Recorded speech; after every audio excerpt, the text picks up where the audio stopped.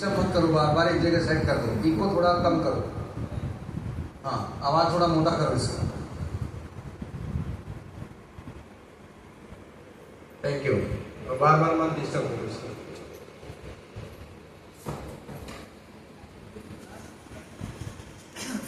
इस बिजनेस में आज कितने लोग हैं यहाँ पे जो डिस्ट्रीब्यूटर हैं आरसिम को जिन्होंने ज्वाइनिंग कर रखा है?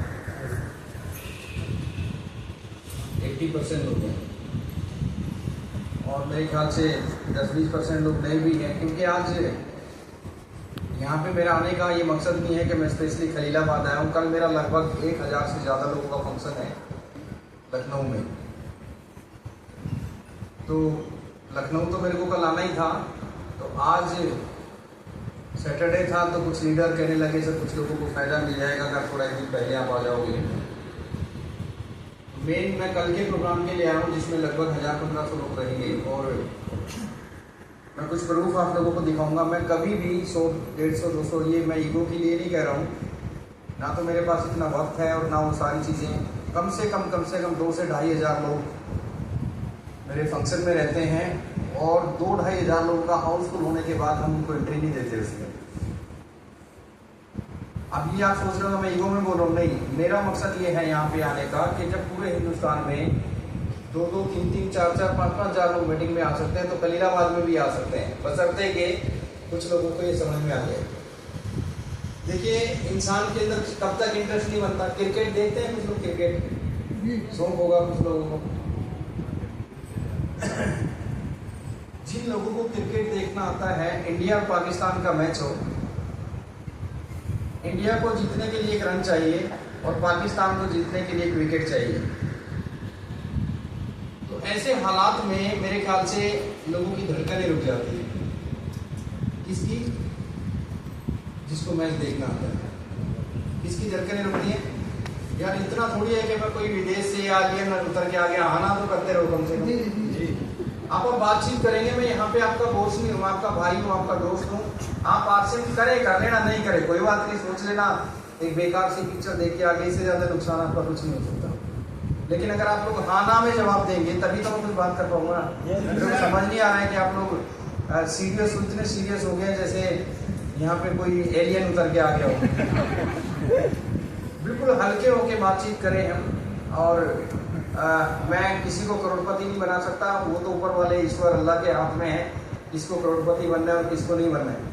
लेकिन आज उस खुदा ने हर इंसान को, ईश्वर ने एक दिमाग दिया है। एक जमाना आता था, उस जमाने के अंदर एक आदमी आके हजारों लोगों को बेवकूफ बना के चला जाता था। ऑफलाइन जमाना हुआ करता था।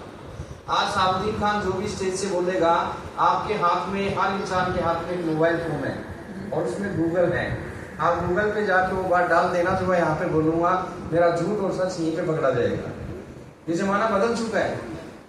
और दूसरी चीज़ ये भी है कि इंसान को खुदा ने एक दिमाग दिया है। जब इंसान स्टेज से खड़ा होकर बोलता है तो उसके अंदर से एक वाइब्रेशन निकलती है आपके और हमारे अंदर से। एक सामने बैठने वाला आदमी अंदाजा लगा लेता है कि ये आदमी फेंक रहा है या सच बोल रहा है। तो जमाना निकल चुका है दोस्तों। आज जमाना टेक्नोलॉजी का है और जो इंसान, जिस इंसान ने समय के साथ अपने आप को बदल लिया वो इंसान आगे निकल गया, और जो इंसान समय के साथ अपने आप को नहीं बदल पा रहा है वो सिर्फ अपनी दाल रोटी चला रहा है। अगर मेहनत करने से इंसान अमीर बनता तो मेरे ख्याल से जो इंसान सुबह से शाम तक तसला सर पे उठा के मजदूरी करता है, 500 रुपया शाम को लेके आता है, वो सबसे ज्यादा अमीर होना चाहिए। जो आदमी सारा दिन बेचारा रिक्शा चलाता है, सारा दिन मेहनत करता है, वो आदमी सबसे ज्यादा अमीर होना चाहिए अगर मेहनत करने से पैसा मिलता तो। दोस्त ऐसा नहीं है। अमीर और गरीब में अंतर सिर्फ इतना है, अमीर लोग यहाँ से काम करते हैं और गरीब लोग यहाँ से काम करते हैं। ये कितनी बड़ी चीज है दिमाग, इसने इंसान को आसमान में उड़ा दिया। ये चीज वो है कि आप बाहर निकल के देखिए अपने खलीलाबाद से, मुंबई से एक ऐसी मेट्रो का जाल बिछाया जा रहा है जो समुद्र के नीचे से दुबई में निकल रहा है। समंदर के वो ट्रायल हो चुका है, उसका वीडियो दिखाऊंगा आपको मैं। उसका ट्रायल हो चुका है। समंदर के रास्ते से एक मेट्रो ट्रेन बनाई गई है जो समंदर के नीचे से कहाँ निकलेगी, जाके दुबई में निकलेगी। दोस्तों दुनिया बदल चुकी है, काम करने के तरीके बदल चुके हैं।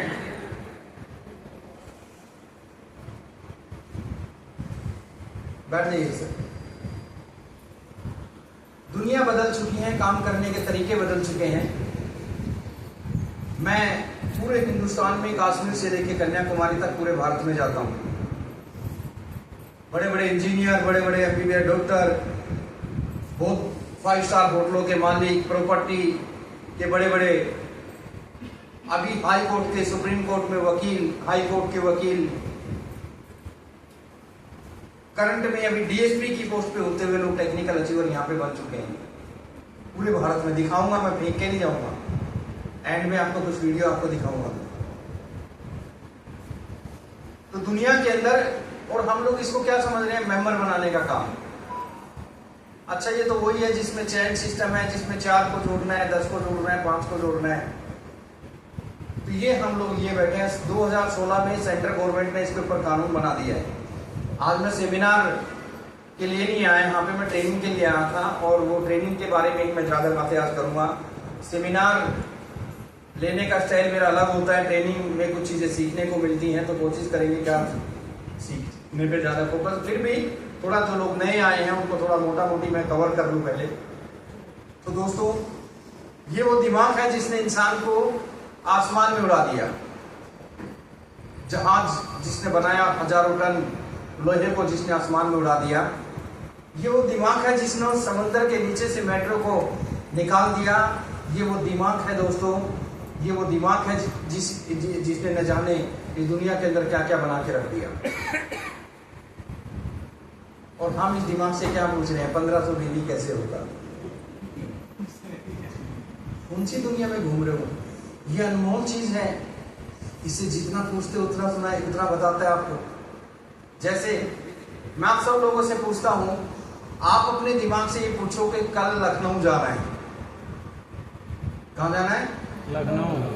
कहाँ जाना है? लखनऊ। तो ये कहाँ का रास्ता बताएगा आपको? लखनऊ। बोलो ना भाई, लखनऊ। ये आपको लखनऊ तक का रास्ता बताएगा। आप इससे पूछो कि नहीं दिल्ली जाना है, तो फिर ये आपको दिल्ली तक का रास्ता बताएगा। कहाँ का रास्ता बताएगा? दिल्ली तक का रास्ता। ट्रेन में जाना है कि प्लेन में जाना है कि बाइक से जाना है कि कार से जाना है? यस या नो? यस। अब आप इस दिमाग से पूछो कि नहीं मेरे को वैष्णो देवी जाना है, अब ये तुरंत आपको वैष्णो देवी जाने के रास्ते, ट्रेन से जाना है कि प्लेन से जाना है कि कार से जाना है कि बाइक से जाना है। अब इस दिमाग से आप पूछो कि श्रीनगर घूम के आना है, अब ये आपको श्रीनगर तक के रास्ते बताएगा कि प्लेन से जाना है कि कार से जाना है कि ट्रेन से जाना है। अब इस दिमाग से पूछो, तेरा दिमाग खराब है, मेरे को दुबई जाना है, अब ये आपको दुबई तक के रास्ते बताएगा। कहाँ से वीजा मिलेगा, कहाँ पे इससे मिलना पड़ेगा, क्या होगा, ये दुबई के रास्ते बताएगा। और इससे पूछो कि स्विट्जरलैंड घूम के आना है, तो स्विट्जरलैंड के रास्ते बताएगा। इसी तरीके से जब आप इस दिमाग से पूछते हो कि मेरे को 5000 रुपये महीना कमाना है, तो ये 5000 रुपये महीना कमाने के रास्ते बताएगा। आप इस दिमाग से पूछो कि मेरे को 50,000 रुपये महीना कमाना है, तो ये आपको 50,000 रुपये महीना कमाने के रास्ते बताएगा। और आप इस दिमाग से पूछो कि मेरे को 10 लाख रुपए महीना कमाना है, तो ये आपको 10 लाख रुपए महीना भी सिखाएगा कि कैसे कमाया जाता है। लेकिन आप इस दिमाग से पूछ रहे हो कि 1500 मिली कैसे होगा। ये अंतर है अमीर और गरीब में। उस इंसान को खुदा ने जब बनाया, उस इंसान को जब, सर ये डिस्टरबेंस बंद कर दे सर, मेरी एक प्रॉब्लम है कि बीच में अगर ये गड़बड़ी रहेगी ना तो सर एक ही बार में बैठ जाए प्लीज सब।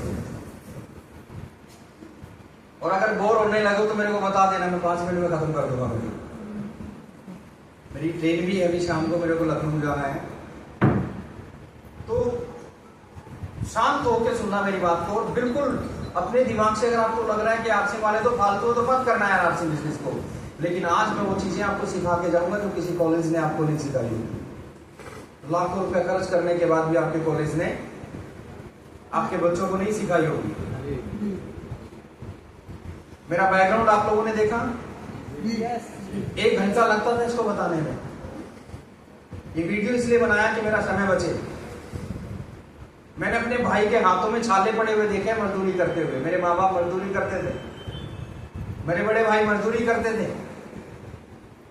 मेरे दादाजी मिस्त्री थे गांव के अंदर, इसलिए बसा दिया था लाके कि पूरे गांव को उस जमाने के अंदर जो है खेती बाड़ी के औजार बनाने के लिए दूसरे गांव में जाना पड़ता था। 80-90 साल पहले की बात बता रहा हूं, मैंने मेरे दादा को नहीं देखा। पूरे गांव का काम मेरे दादाजी करते थे, लोहे के वो बनाते थे खेतों के औजार, और जब सीजन आता था सीजन में काम के बदले मेरे दादा को अनाज मिलता था। ये मेरा बैकग्राउंड है। मैंने घर में गोबर का पोछा लगते हुए देखा है। मेरे घर में पेड़ पौधों को काट के उनकी छत बनाई हुई थी। सरकारी स्कूल में प्लास्टिक का कट्टा लेके मैं स्कूल में जाता था। मैं जीरो से मैंने गरीबी क्या होती है मैंने बड़े नजदीक से देखा है, अमीरी के चोंचले क्या होते हैं वो भी आपको बताऊंगा। सब कुछ देखा है। अमीर बनना बहुत आसान है, दिक्कत यह है कि हम इसको नहीं बदल पा रहे। अपलाइन बेचारा बोलता है भैया मीटिंग में आना है, जबरदस्त ये होगा वो होगा, सारा दिन ताश खेलता रहेगा कि भैया समय नहीं है।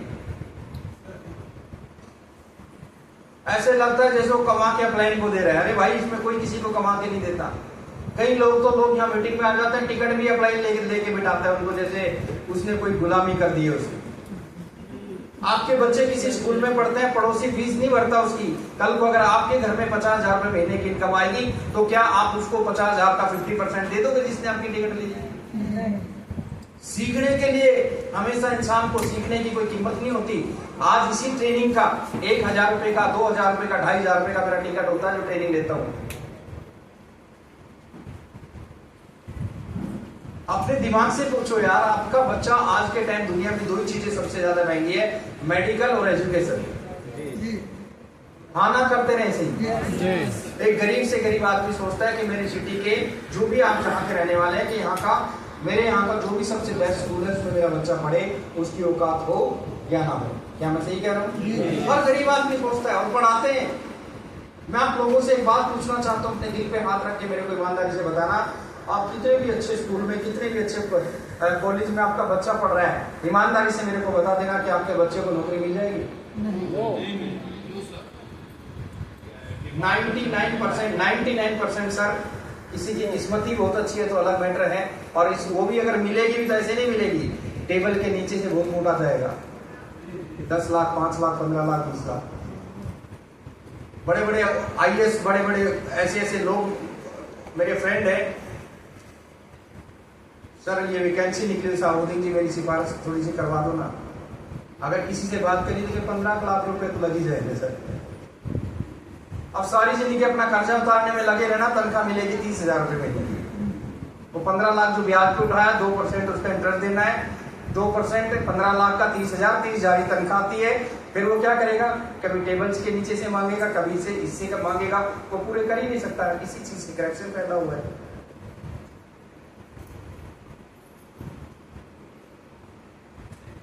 मेरी गाड़ी रुकवा ली एक बंदे ने, पुलिस ने, ड्राइवर से गाड़ी रुकवा ली। उसने कागज देखा, कागज से, RC से, DL से, सब कुछ सही।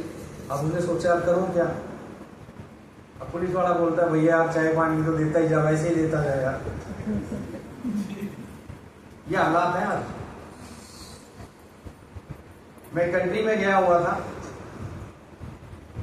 पूरा कंट्री घूमे 15-20 दिन तक, सब जगह कोई रोक टोक नहीं। वहां के नियम कानून इतने अच्छे हैं कि जो है आदमी सोच ही नहीं सकता। और जैसे हम एयरपोर्ट से निकले, दूसरी लाल बत्ती पे हमारी गाड़ी पकड़ ली के लापान, तो पता लग गया कि इंडिया में आ गए। करप्शन इतना ज्यादा है, बहुत टाइम लगेगा, सब कुछ होगा लेकिन बहुत टाइम लगेगा। कहने का मकसद ये है मेरे भाई कि आज हम किसी कॉलेज या किसी स्कूल में अगर आप पढ़ते हैं, मैं आपका एक सपना पूरा कर देता हूँ। यहाँ पे जितने लोग बैठे हैं, आपके सारों के सबके बच्चे PhD अगर कर ले तो मजा आ जाएगा ना।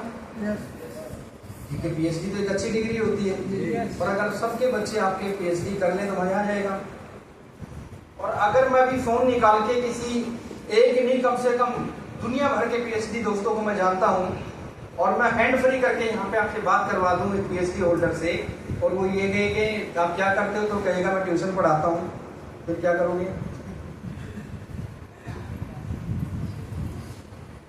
पढ़ाई लिखाई करना बुरी बात नहीं है दोस्तों, पढ़ाई लिखाई करना बहुत अच्छी बात है। पढ़ाई लिखाई करके उसके घमंड में घूमते रहना बहुत बुरी बात है। कई लोग तो डिग्रियों के बोझ में मर रहे हैं, मेरे पास ये डिग्री है, मेरे पास ये डिग्री है, अंदर से डब्बे बने पड़े।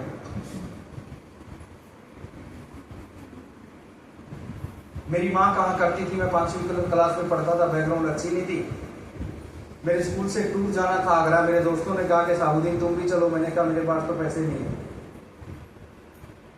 नहीं यार अब भी चलो, मैं मेरी माँ के पीछे लगा, माँ मेरे को पैसे दे, टूर पे जाना है, दोस्त जा रहे हैं। अब उस जमाने में 100-200 रुपए की भी बहुत ज्यादा कीमत हुआ करती थी, 30-40 साल पहले, 30-35 साल पहले। मेरी माँ ने बेचारी ने मेरे को 300-400 रुपया दिया और चिल्ला के एकदम बोलने लगी गुस्से में कि ले 1 घंटा हो गया तो मेरे पीछे घूम रहे, ले, क्योंकि मजदूरी करते थे बेचारे, पैसे नहीं होते थे, ये ले 300 रुपया, लेकिन साहुद्दीन जिंदगी में कुछ कर ले, नहीं तो पता लग जाएगा जिस दिन तेरे घर में वो आ जाएगी। मेरी शादी नहीं हुई थी उस समय तक, तो मैं डरता था कि यार मेरी माँ मेरे को डराती है कि वो आ जाएगी, समझ गए ना कौन आ जाएगी, तो मैं डरता था। मैं माँ बाप से दूर हो गया, एक सिटी में रहने लगा, फोटोग्राफी करने लगा, गहराई में नहीं जाता ज्यादा है, और ये मेंबर सेंबर बनाने की कंपनी में बहुत ज्यादा फंसा फंसू के मैं सारा अपना जो कुछ था वो भी बर्बाद कर चुका था। और माँ बाप ने सोचा इसकी शादी कर दो, सुधर जाएगा, बहुत कम उम्र में मेरी शादी कर दी गई। 4-5 दिन 10 दिन निकल गए दावतों में, सिस्टर थी, भैया थे, किसी ने दावत की, किसी ने कुछ किया, एक छोटे से किराए के कमरे में रहने लगा, जो आपने इस वीडियो में देखा, प्लस्तर बीच में नहीं हुआ करता था। अपनी मिसेज को लेके जैसे ही वहां पहुंचा शादी के 10 दिन बाद, तो मेरी पत्नी ने कहा कि डायरी पेन निकालो। मैं बड़ा खुश हुआ था क्योंकि 10 दिन हुए थे शादी को, कि शायद ये लिखवाएगी, कोई शेर शायद लिखवाएगी, 10 दिन हुए शादी में। बड़ा खुश था, तो मैंने लिखा, बोला लिखवाओ, तो उसने लिखा कि लिखो 1 किलो उड़द की दाल। तो गाना याद आया कि दिल के अरमा, सोचा कुछ और था, 10 दिन शादी को कि शेर लिखवाएगी, लिखवारी उड़द की दाल। थोड़ी देर में फिर बोला कि लिखो 1 किलो उड़द की दाल। मैंने कहा तेरा दिमाग खराब है, शादी को 10 दिन हुए तो नहीं, इसका मतलब उड़द की दाल 2 बार लिखवाएगी। बोला दिमाग खराब मेरा नहीं है, दिमाग खराब आपका है, क्योंकि उड़द की 2 दाल आती है, एक धुली हुई, एक बिना धुले हुई।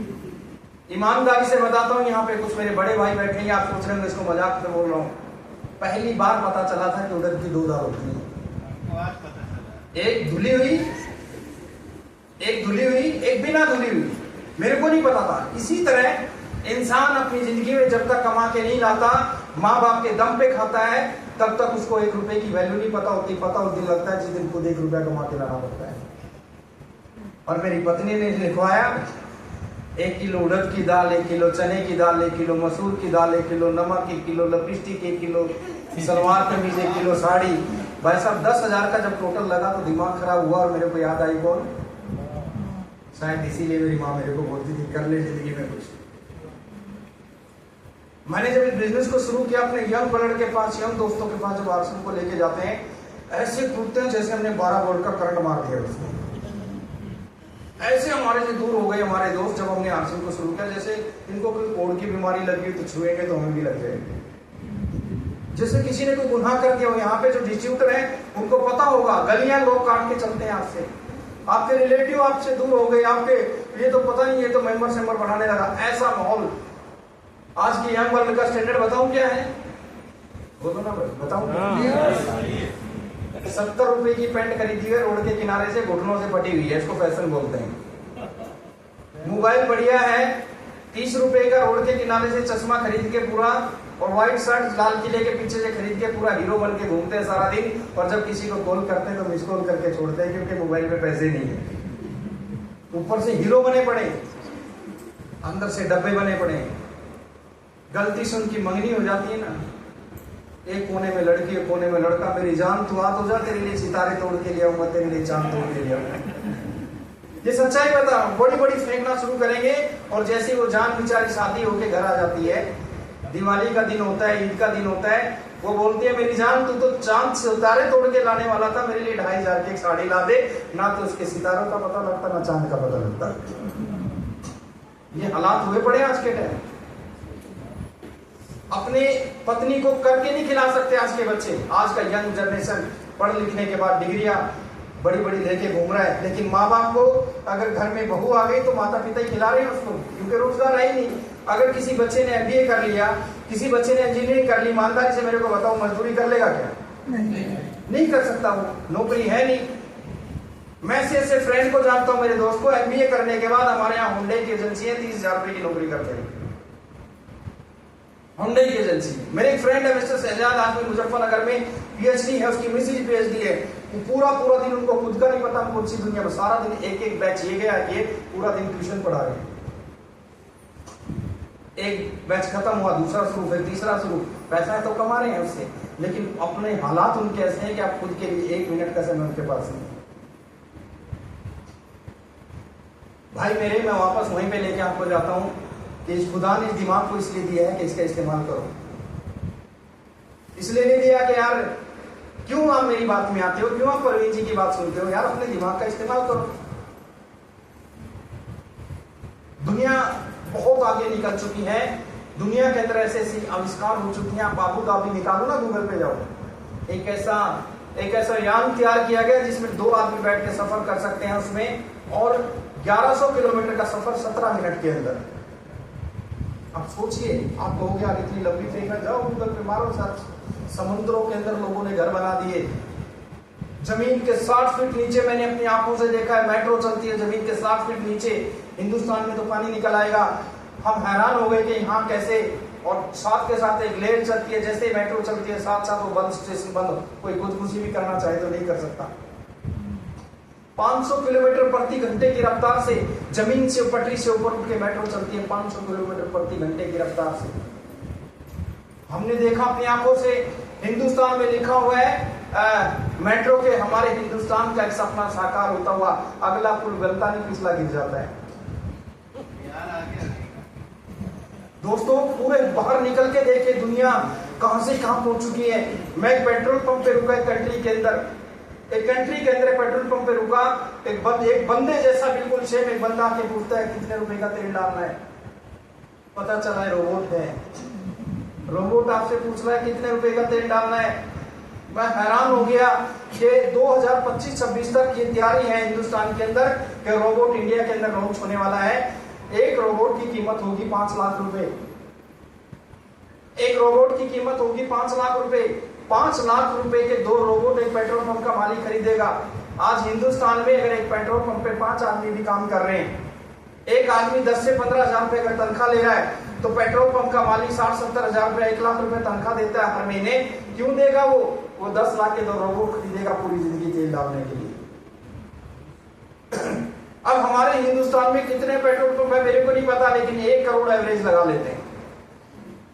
1 करोड़ पेट्रोल पंप इंटू में 5 आदमी, 5 करोड़ लोग एक झटके में बेरोजगार। एक झटके में 5 करोड़ लोग बेरोजगार हो, कहां जाएंगे मेरे भाई? पेट्रोल पंप पे तेल भरने के लिए वो चीजें आ रही हैं। मैंने अपनी आंखों से देखा है दोस्तों, 7 स्टार होटलों के अंदर ऑर्डर दिया, खाना रोबोट लेके आ रहा है, खाना रोबोट लेके आ रहा है। यहां तक कि खेतों के अंदर जो धान आप लगा रहे हैं ना मजदूर, वो धान लगाने के लिए रोबोट आ रहा है। एक बंदा मेरे को बोलता है मेरा तो कोई कुछ नहीं बिगाड़ सकता। मैंने क्यों? बोला मैं तो राजमिस्त्री का काम करता हूं, तो मेहनती आदमी है। अगले दिन मैंने एक वीडियो भेजी, एक रोबोट दीवार पे प्लास्टर कर रहा है, तो अगले दिन 3 प्लान दिखा के आया आपसे। कुछ नहीं बचने वाला, मशीनें काम करेंगी दोस्तों। लास्ट में समय रहा एक वीडियो दिखाऊंगा, हेलीकॉप्टर की तरह कारें आसमान में उड़ने लगी विदेशों के अंदर। हेलीकॉप्टर की तरह कारें आसमान में उड़ने लगी। क्या क्या दुनिया के अंदर हो रहा है, ये सारी की सारी चीजें आज अगर आप लोगों ने नहीं समझी, कल आपके बच्चे आपको बद्दुआ देंगे, पापा आपने आज इनको क्यों नहीं समझा। सब कुछ बंद हो सकता है। क्या लोग खाना पीना बंद कर दें? हमारा काम है खाने पीने का। जैसे कोविड आया तो मेरे को डर हुआ कि शायद जब से मैं आर्सिंग कर रहा हूं हमारे चेक डाउन जाएंगे। ईमानदारी से बताता हूं, जैसे कोविड आया हमें लगा कि हमारे चेक डाउन आएंगे, लेकिन कोविड के अंदर जो चेक आया उसमें लगभग 1 लाख रुपए ज्यादा की ग्रोथ आई। क्योंकि कोविड में लोग अपने घरों में बंद थे, जो एक टाइम खाते थे वो 3 टाइम खाने लगे। एक टाइम खाने वाले 3 टाइम खाने लगे, और हमारा धंधा बहुत ज्यादा बढ़ गया और हमारे चेक का साइज भी दुनिया में सब कुछ बंद हो सकता है दोस्तों, लेकिन खाना पीना नहीं बंद हो सकता। तो पहली टॉपिक जो मैंने आपको ली है, आपको अंदर से जगाने के लिए कि जाग जाओ। अब आप कहोगे कि यार अगर आपके बच्चे आपको बद्दुआ क्यों नहीं देंगे, मैं बताता हूं आपको। मेरे पापा ने कहानी मेरे को सुनाई जो हकीकत थी, बड़े ध्यान से सुनना, क्योंकि मैं जमीन से जुड़ा हुआ आदमी हूं, मैं किताबी बातें कम करता हूं। एक कहानी मेरे पापा ने मेरे को बताई। जिस गांव के अंदर हम रहते थे, हमारा गांव पूरा राजपूतों का गांव है और बहुत ज्यादा जमीन लोगों के पास है वहां पे। तो हमारे यहाँ एक राणा जी थे जिसके पास 1000 किले जमीन थे। हमारे हरियाणा में किले बोलते हैं एकड़ को, 1 एकड़ मतलब 1 किला। उसके पास कितने एकड़ जमीन थी? 1000 एकड़ जमीन थी। मेरे दादाजी एक झोपड़ी टाइप मकान में रहते थे। मेरे दादाजी बकरा खरीद के लेके आए, यह हकीकत बता रहा हूं आपको। तो रास्ते में हमारे गांव का सबसे अमीर आदमी राणा जी मिले और कहने लगे, मियाँ जी बकरा तो बहुत अच्छा खरीद के लाए। बोला हाँ जी। बोले मियाँ जी काम करो, ये बकरा मेरे को दे दो और वो जहां तक जमीन पड़ी हो तुम रख लो, क्योंकि उस जमाने के अंदर जमीन की वैल्यू 0 और बकरे की वैल्यू ज्यादा है। तो मैं सैल्यूट करता हूं मेरे दादाजी को। मेरा दादा बड़ा समझदार था, उसने बकरा नहीं दिया, बकरा नहीं दिया। आज भी इस गांव के अंदर जब मैं जाता हूं तो मेरे बड़े भाई की उम्र है 55 साल, मेरे को बोलता है कि राणा जी ने बोला था वो वहां तक जमीन तुम रख लो। ये बात है 100 साल पहले, मैंने शायद मेरा जन्म भी नहीं हुआ होगा उस समय। मेरे दादा ने, मेरे पापा ने मेरे को बताई वो वहां तक की जमीन सर कम से कम 20-25 एकड़ जमीन होगी, किले 20-25 एकड़। 1 एकड़ की कीमत हमारे गांव में 35 लाख रुपए है अभी। तो 35 लाख इंटू में 25। तो सल्यूट मैं अपने दादाजी को इसलिए करता हूं कि मेरे दादाजी उस समय अगर बकरा दे देते तो आज मैं खलीलाबाद में ना होता, 25 एकड़ का मालिक होता। मैं क्यों आता है यहाँ पे? मैं भी अपनी खेती बाड़ी करता, बढ़िया सारी चीजें होती। तो उस जमाने के अंदर नहीं थे। और चलो ये तो आपको लगता है कि सामुद्दीन झूठ बोल रहा है, आप ही से पूछता हूं, आप सब लोग खलीलाबाद से होंगे, आसपास से होंगे, ज्यादा पीछे नहीं जाते, 15-20 साल पहले जाते हैं। आपके खलीलाबाद का सबसे पोस एरिया, सबसे बेस्ट एरिया, आपके गोरखपुर का सबसे बेस्ट एरिया, वहां पे जमीन की कीमत होगी 20-25 साल पहले 500 रुपया गज, 200-250 रुपया गज। और कुछ लोग आपको प्लान दिखाने आए होंगे जिनको बोलते हैं प्रॉपर्टी डीलर, कि प्रवीण जी एक प्लाट है 200 गज का ले लो, 500 रुपए गज का लेके 700 में बिक जाएगा। प्रवीण जी ने कहा आगे बढ़, मैं ही मिला हूं बेवकूफ बनाने के लिए, क्योंकि जमीन की वैल्यू ज्यादा है नहीं हुआ करती थी। लेकिन कुछ समझदार लोगों ने कहा कि चल प्लान दिखा, फ्रंट गली कितनी चौड़ी है, साइड वाली कितनी बड़ी है, पूरा प्लान उस प्लाट का देखा और 200 गज का प्लॉट एक अच्छे एरिया में लेके 10-15 साल पहले डाल दिया। ईमानदारी से मेरे को बताओ आज वो करोड़पति लोगों की लिस्ट में आता है कि नहीं आता है? और आज अगर एक आदमी, गरीब आदमी घर बनाने की सोचने लग जाए, हमारे यहाँ, मेरे को इतना नहीं पता, हमारे यहाँ एक आदमी की मजदूरी है 800 रुपया और राजमिस्त्री लेता है 1000 रुपया, 1800 रुपया पर डे एक आदमी को सिर्फ मजदूरी देनी है। क्या वो घर बना पाएगा? आप जमीन को तो भूल जाइए, क्या वो घर बना पाएगा? मेरे भाई अपनी आंखों से हमने देखा है बचपन के अंदर 200-250 रुपए का जमीन बिकते हुए। तो क्या आज हमें दुख नहीं होता? क्या हमारे माता पिता भी कोई ढंग की जगह पे 100-200 गज का प्लाट लेके डाल देते तो शायद 50 लाख 1 करोड़ रुपए की कीमत उसकी होती। हमारे यहाँ गुड़गावा, हरियाणा में जगह गुड़गावा में